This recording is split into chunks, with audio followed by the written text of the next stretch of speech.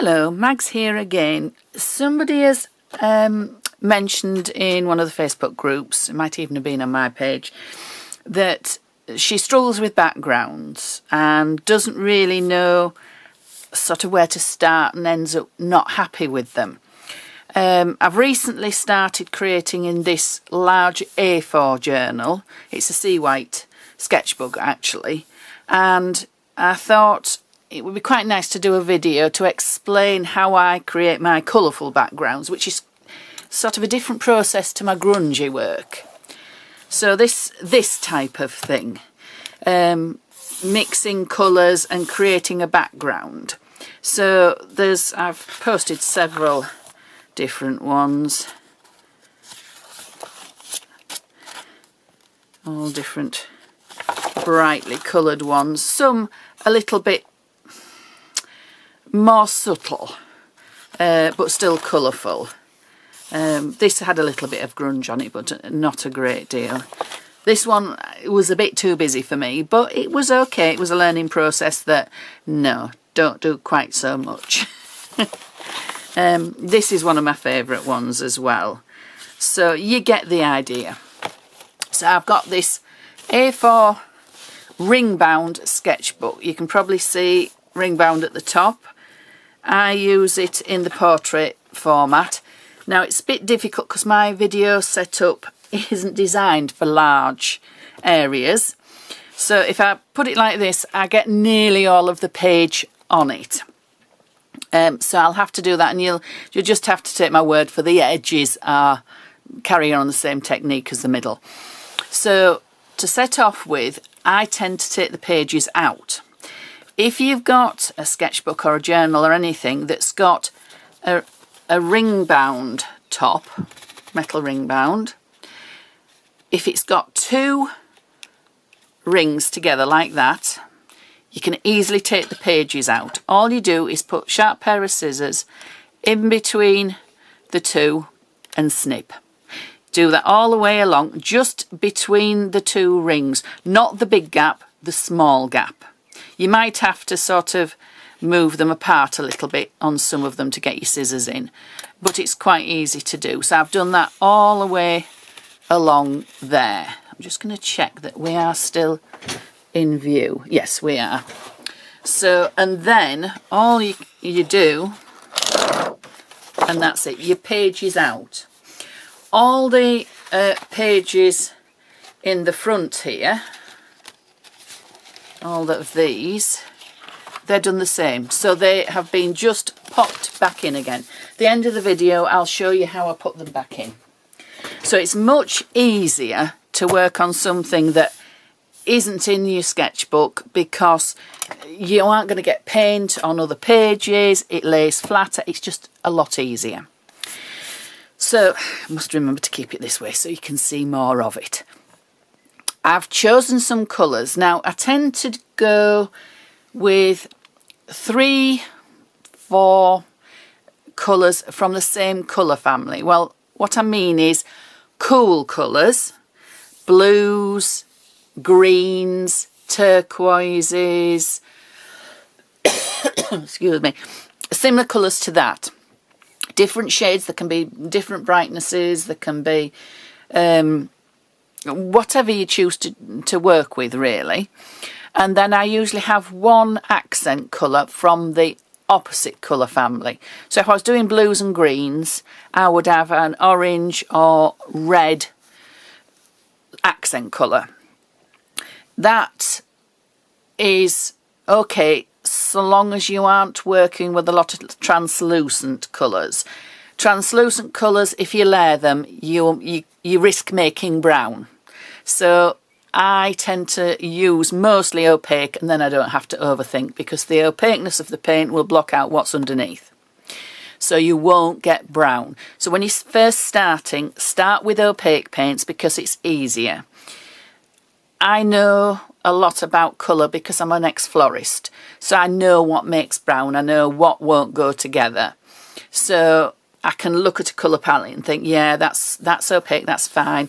That's translucent, I'll have to be careful where I put that, not layer it over its complementary colour, unless you'll make brown. when I'm doing these backgrounds, quite a lot of it is blended in as I put the paint down. But there'll be areas that isn't blended in, and I'll show you that as I go along. I'm going to get my little colour palette out because it'll be easier. Quite often, if I'm doing this, not filming, I'll put the paint on my, this is an old tile, just a bathroom tile, and I pop it on there because it cleans up easily. But to make it a bit easier and cleaner on the video, I'm going to put it in here because I can dip my brushes in here. So we've got Blue Bayou. I may not use all of these. Cerulean, Lavender. My accent colour I thought was going to be Bougainvillea. That is a semi-opaque. It's got a little bit of transparency, but it would be okay. I did think about originally in my cool colour palette having Limelight. But then I realised actually it could be almost like an accent colour because it is more towards the yellow end of greens. So we'll see. That is a translucent one, so it's a little bit dodgier using that. But we'll see. So I'll pop a little bit of each of these into my palette, and then we'll see where we go from there. It goes a long way, does PaperArtsy paint, so you don't need a lot. I've shaken these up before so that they're nice and mixed, because if you can get a little bit of separation. I love Cerulean as an accent colour, but in here it's going to be sort of the base one. So you can see those are all playing nicely together. They're all nice, cool colours. I'll put the Bougainvillea here. So you can see that's a bit more of a hot colour. Now when I put this into the mix, you'll see why this may end up being an accent colour. Getting towards the end. You see it's very yellow based, so it could pop a bit more. We'll see. I'm planning on putting it in the background because it should play nicely with these, but we'll see. So I usually grab 3 or 4 brushes because I want one brush just for my pink. Sometimes I use the same brush with the others. I'll try and keep this on a slew so you can see. I'll just, yeah, if I do it like that, you can see the top, and basically the bottom will be the same. I'll start with my nice Blue Bayou, and I'm just basically laying paint down, not overthinking it, just laying some down. I quite like loose streaks at the edges like this, so I'll put one bit there, another bit here, just a little bit, again with loose streaks, maybe a tiny bit down there. I'll go to my Lavender next, and I'm still going to use the same brush because it'll probably be fine and it'll just blend a bit. Yeah, you get a nice blend in between because that's sort of partly still wet. I'll go down here a bit. This is quite a strong colour, is the Lavender. Need a little bit more. So I don't need quite as much of it. The blue is a bit more recessive than the Lavender. Then we'll try the Cerulean and see how that plays with these. You see what I mean when I say it's quite a sort of poppy colour. It pops nicely. But you see here we're getting blended little bits. And I'll go over here with a bit more. And I'll blend it in, overlap it. So now we'll think about our Limelight. I'm going to try it and see what happens. Yeah, because it's more of a yellow green. It's more of a yellow altogether really, but it looks green in the tube. I'll put a fairly thick layer and then it'll deepen the colour. It looks lovely over the Cerulean, not so much over the Lavender. So I'm going to put a little bit down here. And as I say, it's either semi-opaque or a translucent one. And a bit in this corner, you probably won't be able to see that.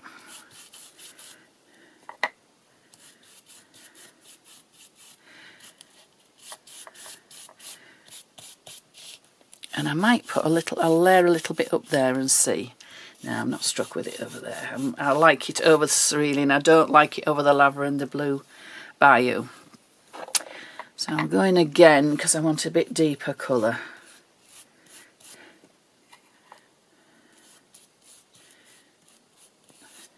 The first layer was quite a thin layer. I want a bit deeper layer here. And don't be worried about brush strokes, because brush strokes quite often are quite nice. They're your friend. They're interesting. I'll go up a little bit, but I'll try to avoid going over there. Now I don't like this bit here at all. I'm going to dry this and then go over that with the lavender, because I just don't like that. I might even go over it with a little bit of the Blue Bayou. So if you're not sure about something, you can correct it. You can go over it. And you see there that we've got nice brush strokes. So I'll maybe come in at the edges with a little bit of the colour and a little bit of the Blue Bayou there. Not much. And I'll maybe just come in at the edges. Yeah, so we've got a couple of accents going on. We've got some nice mixing, but basically it's fairly random. So we're not... I'll just do that edge. So I just want that edge blended a little bit more. Basically, you can keep messing all the time. But I'm going to leave it at that. I'm going to dry it and then we'll come back. Don't worry, I won't be wasting that paint. I'll be putting it on a different page. Don't worry at all. Right, so we're back. I did, once it had dried, I didn't like some of the areas where the Limelight and the Lavender had mixed, because the Limelight is so yellow based that when it went over the Lavender, which is like a purple blue base, it made a shade of not brown but not nice. You'll see a little bit of it here, and I didn't like it, so I just went over with some more lavender just to cover those areas up, and then I've dried it. I didn't want to keep stopping and started the video 100 times to sort of show you that, so I've just gone over a couple of areas. I've got a very messy area. You might be able to see, or you might not. I'll lift it up and then you can. On the edge of my desk, I had a strip of medical tape. It's like micropore medical tape. And I just used some of the paint up that I had left over. And that's made quite nice tape, which I will put some stamping onto. And then I can use, because most of these areas are going linear, I can use that going a different direction. So actually I'll move it out of the way and then I don't get unwanted paint on it. I'll just stick it to one of my cupboards and then it's handy. It's very, very strong tape. Medical tape, as I say. They said it was micropore tape. So it's very sticky. It's not removable. So you have to be aware that once it's on, that's where it's staying, or else it'll rip your paper, because it is very strong. But I like that. I don't like having to use gel medium or matte medium to stick my washi tape down. I can leave it. So we've got this far. I'm now going to use some stencils. I want some of this made a bit more cohesive.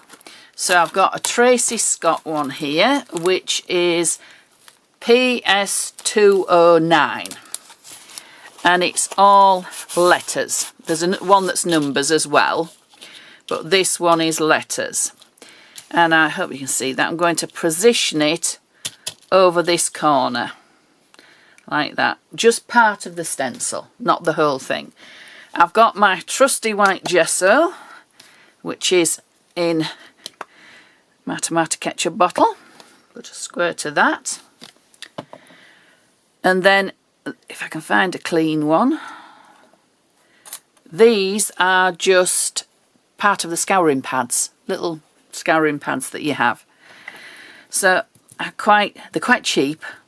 They wash out quite well if you put them in water whilst the acrylic paint or gesso is still wet, but they are cheap enough that if you do forget and leave it and it goes hard, I cut them into about 8 or 10 pieces and they're as cheap as chips.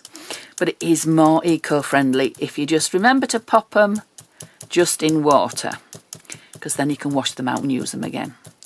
So I'm just going through my stencil and I'm just using a pouncing motion. I'm not bothered if it's perfect or not perfect. It doesn't bother me. I quite like areas where it's paler, areas where it's stronger. I do tend to like it a little bit stronger in the corners, but then almost fading out as I get further away. I'll go to the top of the B, or else that'll look a bit odd if we haven't got the part of that letter. And you see, as I'm pouncing less, so I'm just fading it out almost.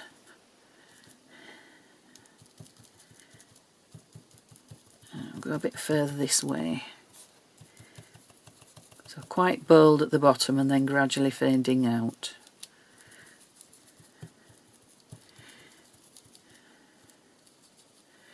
Right, so we'll see. If you're not sure if you want to go further, keep your hand on your stencil and lift it up and see. I might go a little bit further, so I need a bit more gesso, but I've just popped that back down where it was, and then I can go a little bit further over. So I've got my... And sometimes I go back over again to get a really, really white area, because gesso is a little bit sort of, it lets the underneath layers show through. So sometimes you need a couple of layers to completely cover something. I'm going to go right up there, and I'm going to come further over almost to the edge of my stencil. And I could move my stencil and go over again. We'll see what that looks like. So again, we'll lift it up. Yeah, that's better.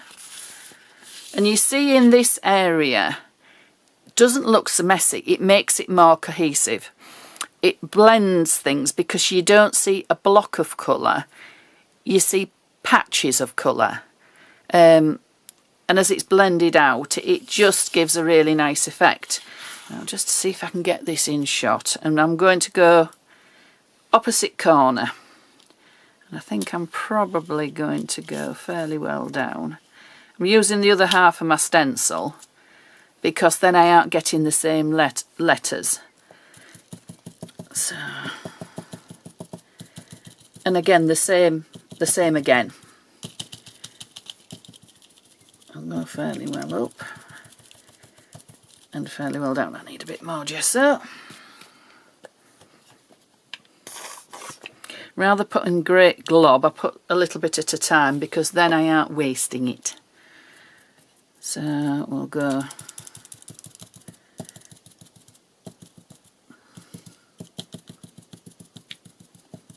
And don't worry if you get smudges at this stage. If your gesso goes under your stencil and it smudges, don't worry. It's not a disaster. You can just basically you don't notice it because you're just adding interest to your background, because this video is mostly about making an interesting background. I'll probably finish the page and show you it finished, but it's basically about the background work. And you can also, you don't have to sort of stop at the end of your stencil. You can go a little bit further along like that. There'll be a line, but it'll look as if it's part of a letter. As long as you don't go down this edge or along that edge, it'll blend in. So I'll just make sure there's no extra gesso hanging about on my stencil. I might as well use it all up. We'll just have a lift up and see what we think. Yeah, I'm quite happy with that. So there. So those areas are a lot more interesting. They really are. They're nearly there. I'm really happy with those. I'm just going to move that out. I've got a bit of white gesso on here. I used some of my leftover paint on a scrap piece of scrapbooking paper and I just blended it all in. I'm just going to see if I can transfer a bit of this onto here. I might as well use it up. It may or may not transfer. Yeah, that's quite a nice little area on that piece of scrap paper. Put my stencil over there. Actually, I'll do a bit more. I'll use this gesso that's on the sponge. I don't want to bore you too much, but this is the sort of thing I do to use up paint. But then I have these as sort of leftover, what I call my leftovers or my scrap pieces, because I'll tear it up and use it in collage and then I'll be left with scraps. So you can use things up and use paint. Don't ever waste paint. It's not a good thing to waste paint. So we're just getting really the gesso off my sponge, using it all up, scrunch it up. And there, we've got the startings of a nice bit of scrap paper. So I'll pop that away. We'll bring our page back. See if I can tilt it so you can see it. So we've got a nice area of white here. We've got a nice area of white there. When that's completely dry, I'm going to extend a little bit of the stencil. And I'll show you how I do that with a white gel pen. But I'll just have to make sure this is completely dry and then I don't ruin my gel pen. So I'll be back in a moment. Right, so we're back. You can see we've got two areas that are looking nice and interesting with a nice bit of contrast with the white with the colours. I've got my stencil here, the one I've used already. I'm just going to place it back. It's very easy to place it back over where you had it, like that. I've got Signo Uniball white gel pen, basically. I use these a lot. I think it's, for me, it's the most reliable white gel pen. I've got some Poscas, but they always seem to block up on me. But the thing to do is make sure everything is dry before you start writing with one of these, unless you'll block the nib up and it won't work again, and it's a waste. So I've got the edge of my stencil, I can see where the white is, and I'm just going to follow some of the letters of the stencil round. Doesn't have to be perfect, as I say. And it doesn't actually matter if you get gaps. gaps can sometimes look quite interesting, and I'm going to blend them in, follow round from the white areas, and if I've got areas where it's a little bit almost white but not quite, I'll go round, because that will give quite an interesting effect. So this S on its side, I'm going to follow that round.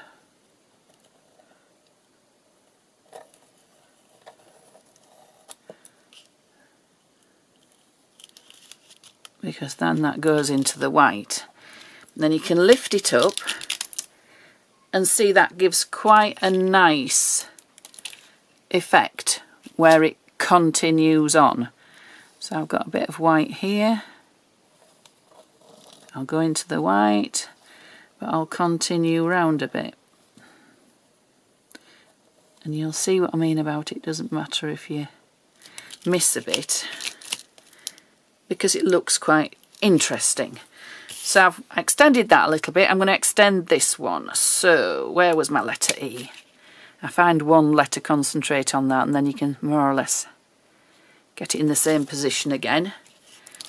So I'm going to do that the same. So I've got a bit of white here, and so I'm going to go round this letter. Don't want to go on there. And the S as well, around the S. Continue the A.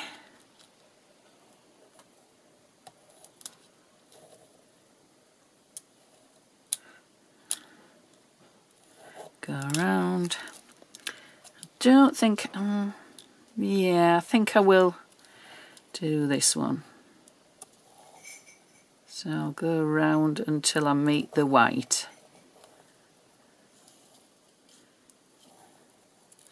And then it blends it in. I've got a little dot there, I don't know if you can see it. So I've done that one. I think that might, yeah, I think I don't want to overdo it. What I might do is just put part of a letter here just to continue this on. So I think I'll probably do an S, but have it partly off the page. I'm struggling to keep this in the field of vision. So it's a bit of an awkward one because you get this very movable bit of the S. I'll go around. I didn't want to go on.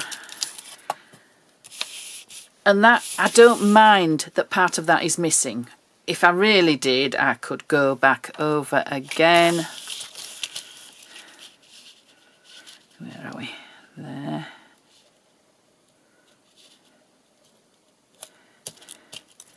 Go around.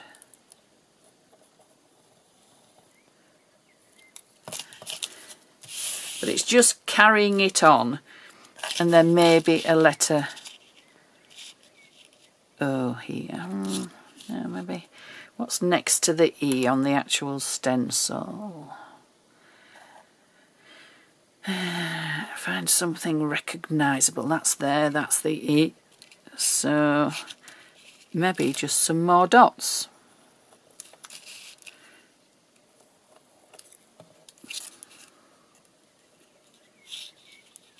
Maybe a comma.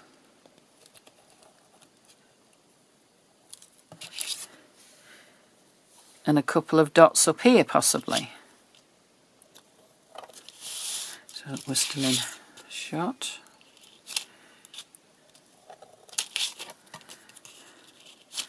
Coming down. There we are. And I can do some little freehand dots as well. You don't have to use a stencil all the time. You can use little tiny dots. And I could put those anywhere, wherever I wanted. Now I've just noticed here, I've got a bit of a line. Don't like that line. I think that was the edge of my stencil. So I'm just going to go over that with this letter B.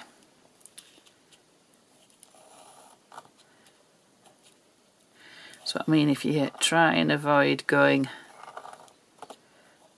over the edges of your stencil, you don't get the lines.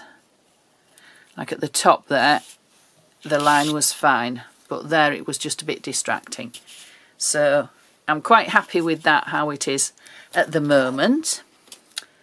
So now I've got another stencil. Now I've not decided whether I'm going to use this one. This is a Kate Crane stencil. And I do love it because it's nice, because it has a nice radiating pattern. But I think with what I've done, I don't want that one. I think it's a bit too much. That would be better if I had a nice lot of blank space in the middle, but I've brought everything in. So I've got this one, which is Sarah Newman, and I love this one. It's one of my favourite ones. It's PS271, and it's letters and numbers, and it ties in with letters and numbers here. So I'm going to add a few extra details just in these corners. I'll just lay it on. And this time I'm just going to use a bit of black, because we've got quite a lot of white, we've got quite a lot of colour with no black. So you need a mix of black and white. So I've got my archival ink. I could do this with paint, but I quite like doing it with archival ink as well. So I'm just getting one of my little scourer foam pads. I've got it there, and I'm just going to, you can almost brush this one because it hasn't got many bits that will catch and come up, if you know what I mean. Because if you catch the little bits on some of them, they come up and it ruins your stencil. This one hasn't got so many. And again, I'm blending it out as I'm getting further down and further in, so that I'll probably get some greys, some dark blacks. Keep it in place, lift it up. I need a bit more here to go further in here. Lift it up and have a look. Yeah, I want to be further this way. So you can just keep going till you're happy with where it goes to. And that's, again, put interest into the background. I'm going to do, I tend to go opposite corners because it pleases me. I'll turn my stencil around, I'll go this way because this has got small numbers here. So I'm going to go like this, hopefully it's in shot. And I'll do the same thing again.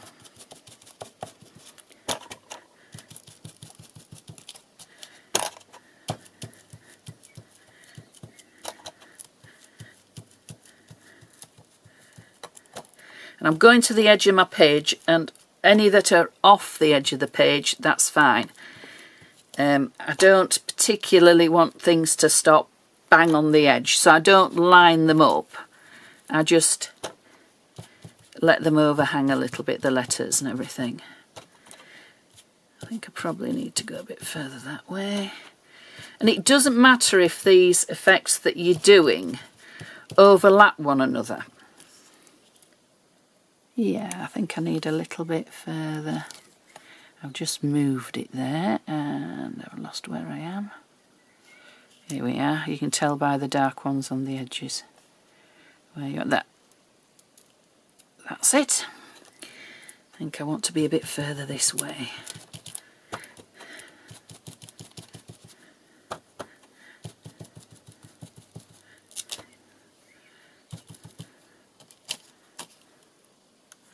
Yeah, maybe a little bit further up there.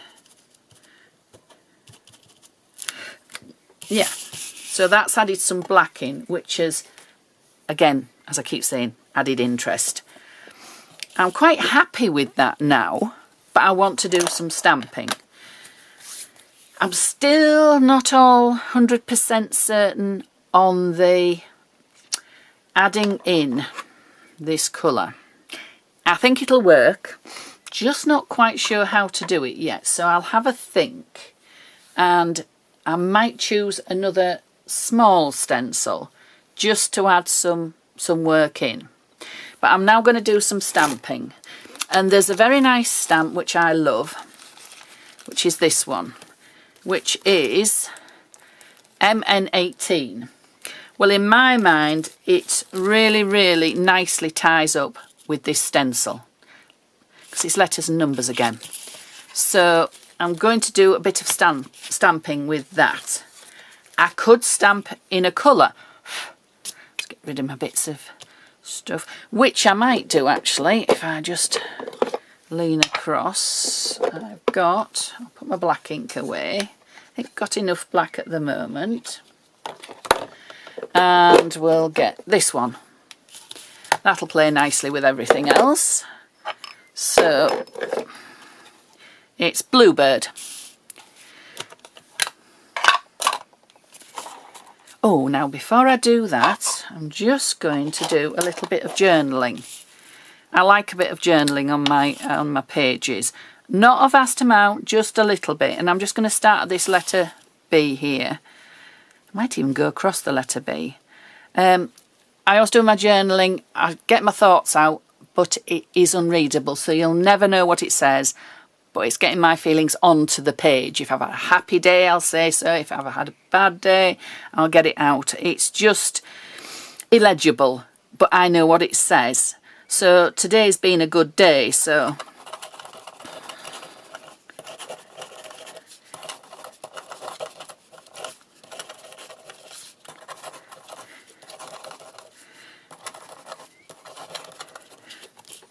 just that's a bit more interest. I need a little bit up here just to add a bit more of something. So again,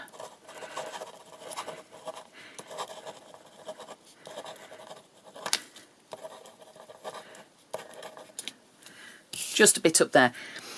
Somebody once said, and I can't think who it was, I think it was the guy from Art to Life, the key to making things work is contrast and balance, and basically the difference between the solid white, the outlined white, the small writing which is curvy and abstract, the very structured, the black, the white, the large, the small.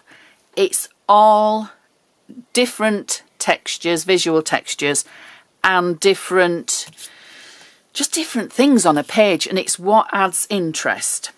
So I'm going to add a bit of this. It might not show up very well because we've got quite a lot of this type of colour, but it'll just be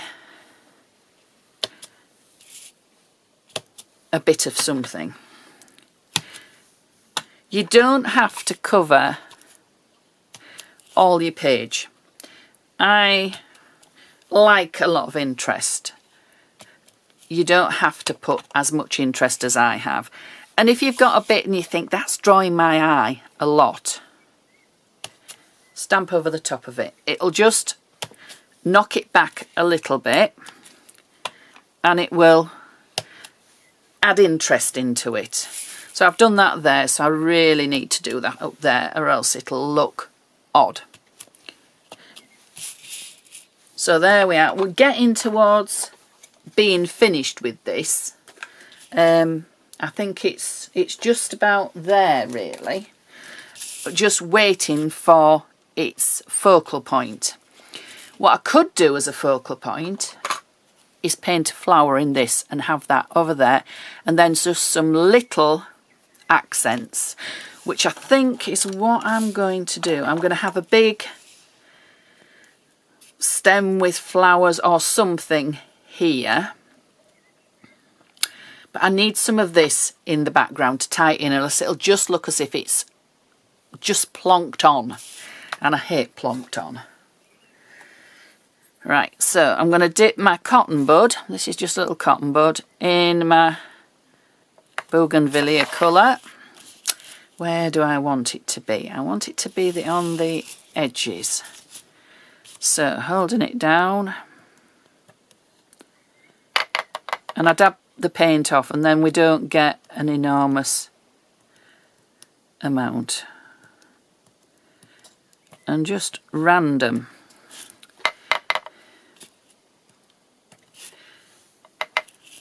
And it adds just a little bit of, I'm hoping all this video is going to be in view. I keep forgetting that not all of it is visible all the time. If it starts to get a bit fluffy, just turn it round on your palette. Don't forget to go over the edge as well, as if some have gone over and out of the frame. Yeah, quite liking that. Now, this is, I think it's semi-opaque, so I'm risking it a bit going over here. Let me move that out of the way a bit. But we'll go over some of the white.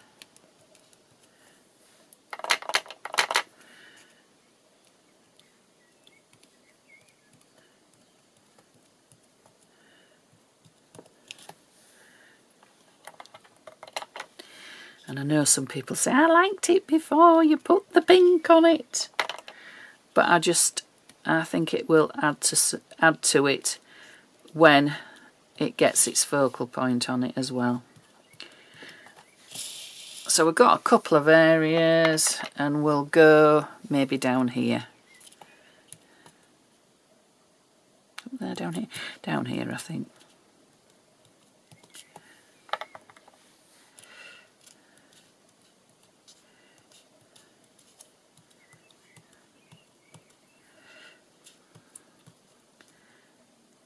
You can always go over them if they don't quite show up. Yeah, I quite like that. So what I'll do now is I'll let this dry. I might put a little bit up there.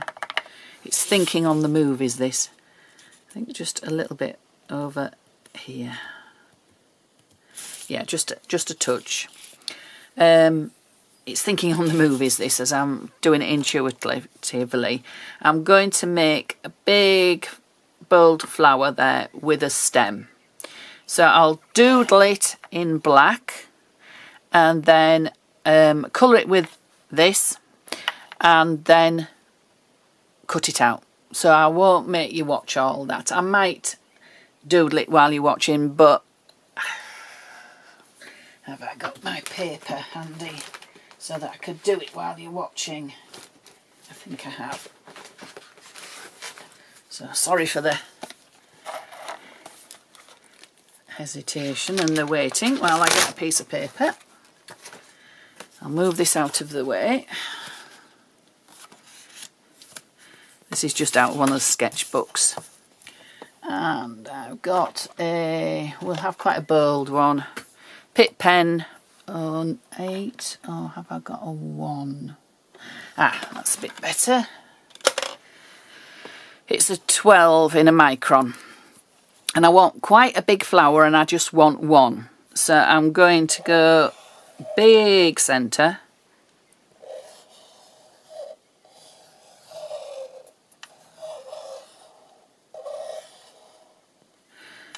I think that'll work, yeah. And then I'll do the next bit in a thinner, because I do like 2. And I'll just brush pen the middle, because that'll be a nice bold black middle.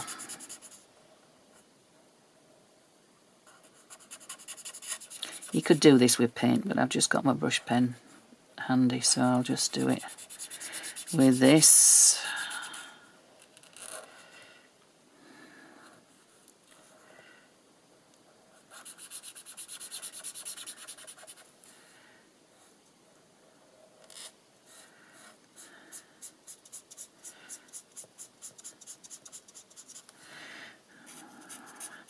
And if the pen work shows, you just get a cross hatch effect if you do this to colour it in, which is visual texture. Right, so we've got that, and then I want a really fine one.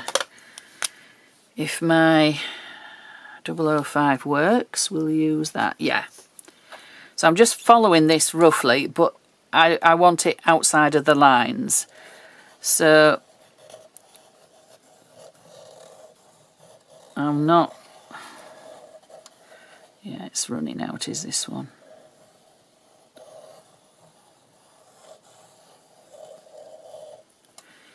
I need another one. Ooh, we'll have an 03.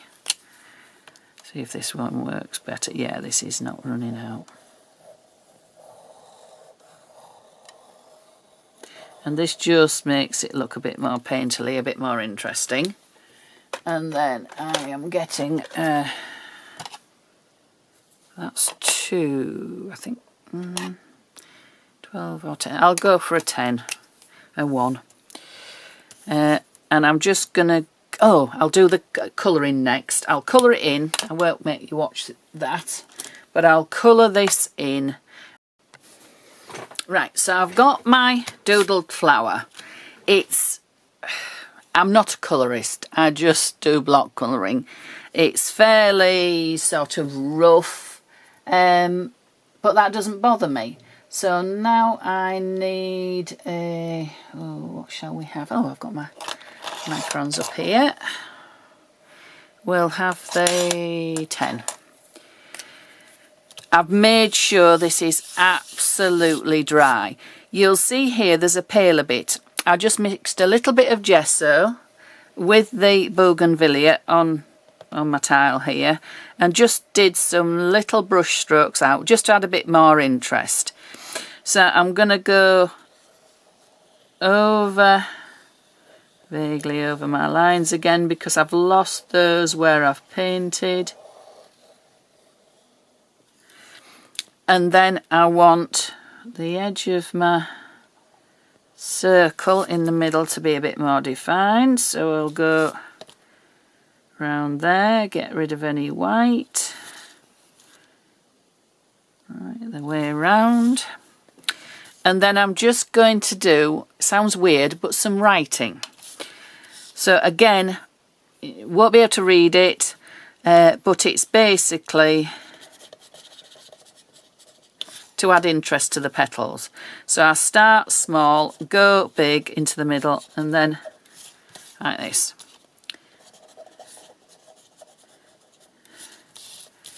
So it's another way of journaling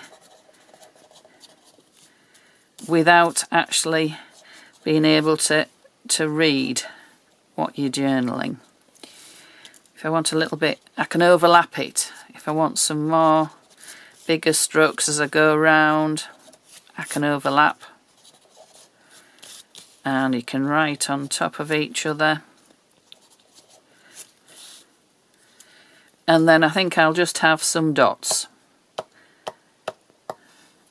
for a bit more interest.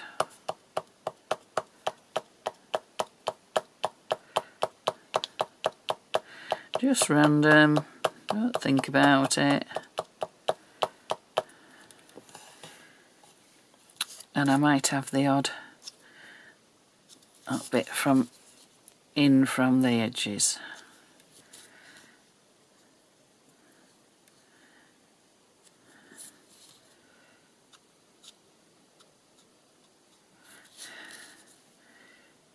Some full lines, some broken lines.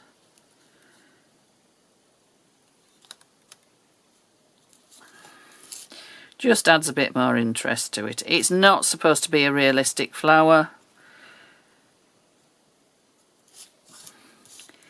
It's just a doodle.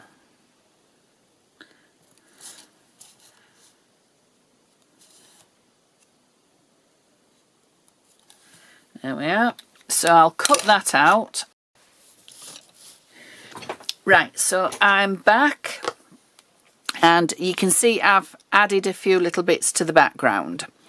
These little pink little Bougainvillea dots that I made with the Q-tip, just wanted a little bit of something else. So all I've done is I've just gone round them with a black Micron pen, just to outline them, just so it gives them a little bit more, I don't know, definition, just something. You'll see when I put the flower on why I wanted that, because I wanted those to stand out a little bit more. And there's a lot of white, not so much black, because I did a bit of the black stenciling, but it's mostly white and we needed contrast, so we need some black. We've got our flower. Now that's got a nice big black middle, so that adds quite a lot of black, which is great. It was looking a bit flat, so you can see where I've put the dots. I'm just going round with a little, this one's decided to stop on me, come on, little white gel pen, the one I had before, and I'm just going round the dots, and it just lifts it a little bit. I might put the odd one or two just a bit further in.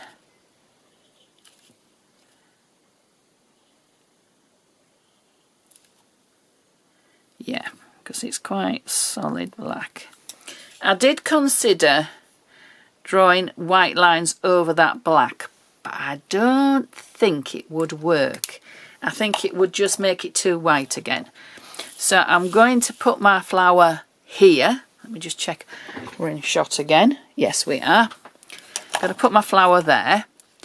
I might leave it so it's stuck in the middle and the petals are raised up, but I want something to lead your eye in and out.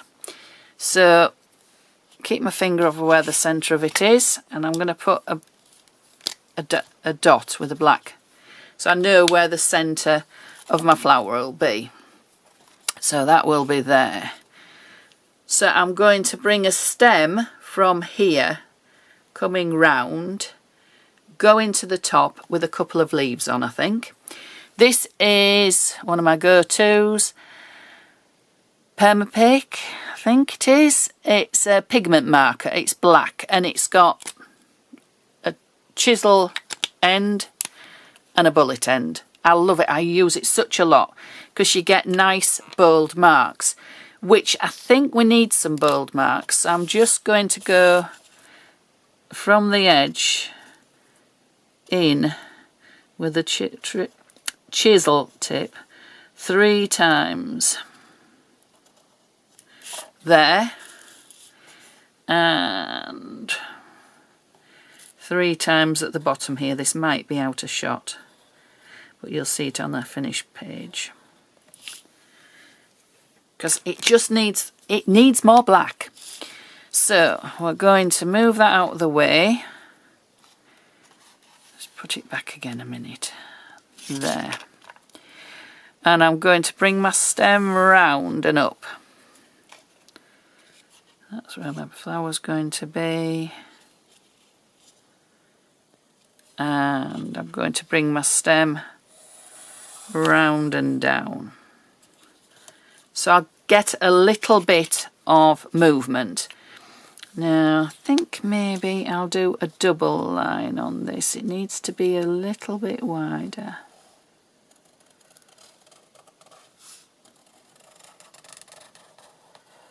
Just down to the bottom and off. The top one I'm not so bothered, and I'm going to put a leaf. You're in shot. And a leaf.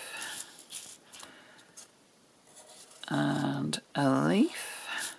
We put our flower back and see where it is. Yeah, that's about right. I don't think I'll put leaves down here. I think I'll just stop with the stem. I might make it a little bit thicker. I might go with my chisel tip. Yeah, that's it. I think that's better.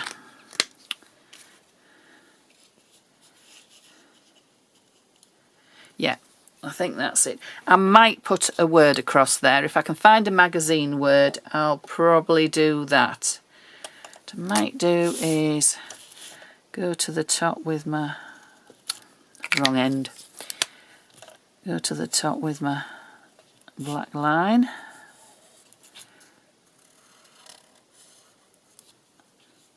And colour half of my leaf black. Because remember I said we needed more black. This half black. And this half black. That one's not going to want to cover over the gesso. I might have to do it with some black paint. And then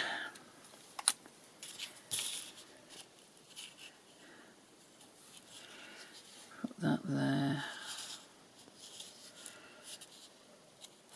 Just wondering, I think we need a bit of white on the leaves, so we'll just go, if it'll work, a little few white lines. It's just the little details that sometimes make the difference.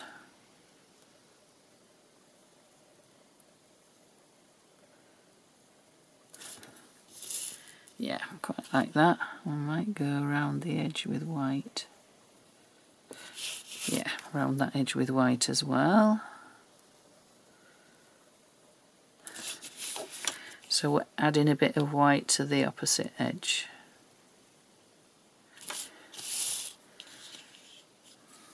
Yeah, I still think it needs a word down here.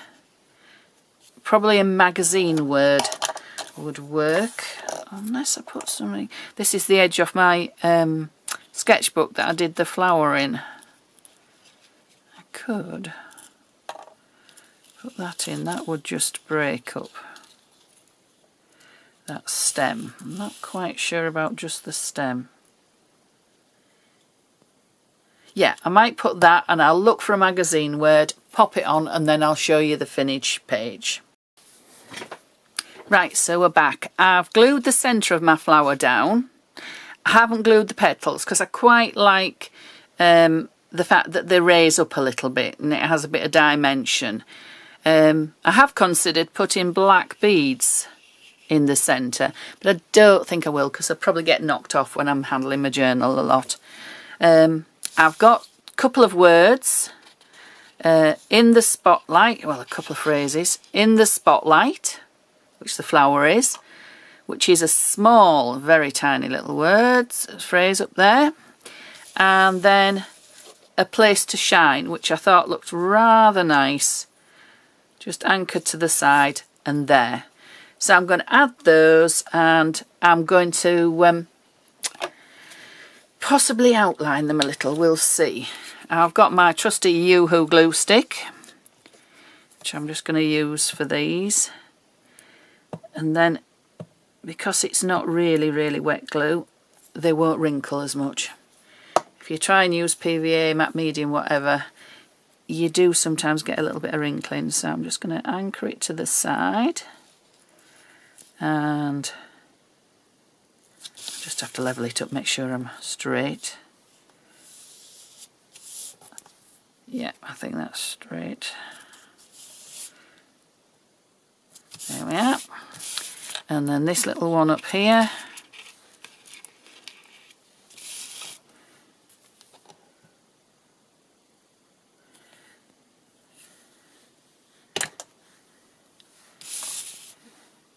Just up here. And you see I'm going over some of the journaling. That doesn't matter. It's not meant to be read, so it doesn't matter. What I sometimes do with my pages, if I think they need it, I just run a black marker round the edge. And it just gives them a border, a frame. So I'll just go like that across there. And if you happen to go in, don't worry, you can make a feature of the mistake, because it has been known for me to do that as well. I might draw a thin black line to match. It's going to be a very long video, I know it is. I'm sorry folks. I'm just going to go do a thin black line up here because I'm trying to frame everything. I want it all to match, so it's just there, so it frames it. And I might black that in at the top. We'll see. So the last thing to do is just add a bit of interest around these, and I don't want this perfect at all, so very messy, several strokes, just go around my words. So that's one.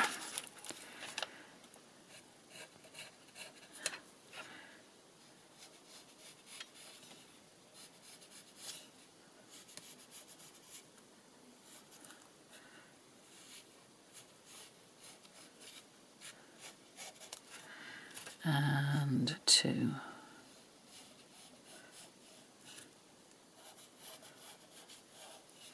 And I intentionally make those not perfect. If you are a perfectionist and want to do absolutely perfect lines, get a ruler, lay it on at the edge of your word. I'll just show you because it won't detract from what I've already done. So that your white isn't showing, do that. And it's as simple as that, just laying it on so it covers your white word up, phrase up, so you know white, and just go across. So there we are. So that is the finished journal page. I hope you like it. I'll take a full view of it and put it at the end, but I'll just stand up and lift it up so you can see hopefully a few of the details. You'll see here that the pink is echoed with the flower. You can see the leaf, the stencil in there, the gesso and the stamp in there, and the outline of the letter. Up here there's an outline of a letter, and I realise that quite a lot has been obliterated and covered up of the background, but it's just a background. As Seth Apter once said, don't fall in love with your backgrounds, because you need a focal point, which those two have provided. So I'll put a picture of this finished page at the end of the video, and I hope you have a go. If you do, tag me on social media so I can see what you've created, and I'd love it if you would subscribe to my channel and click the little bell so that you know when I've put a new video out. I don't have a regular scheme for when I upload videos. It's just when I've got time, when I've got the time to film, edit and then upload. So just watch out and there'll be the occasional random video. So I hope you've enjoyed it. Thank you. Bye.